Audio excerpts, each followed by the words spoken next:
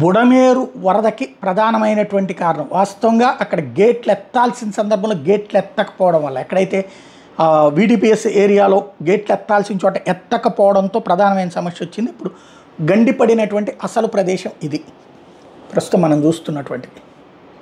ఈ విజువల్స్లో కనబడేది ఇప్పుడు అది గండిపడినటువంటిది. అంటే నీళ్ళు ఎప్పుడైతే వెళ్ళేటటువంటి మార్గం లేకపోతే ఏమవుతుంది, పక్కన కోసుకుంటూ వెళ్ళిపోతుంది.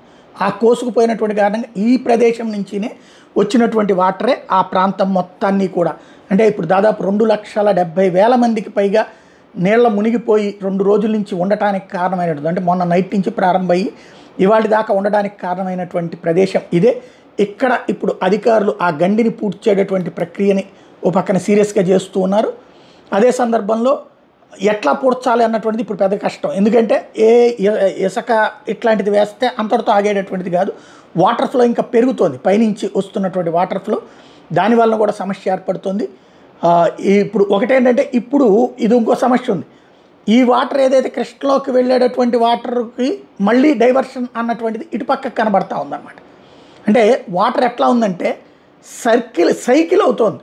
ఇప్పుడు ఈ వాటర్ వచ్చి కృష్ణానదిలోకి వెళ్తుంది, కృష్ణానదిలో నుంచి వెళ్ళి సముద్రంలోకి వెళ్ళిపోయేటటువంటిది ఓకే.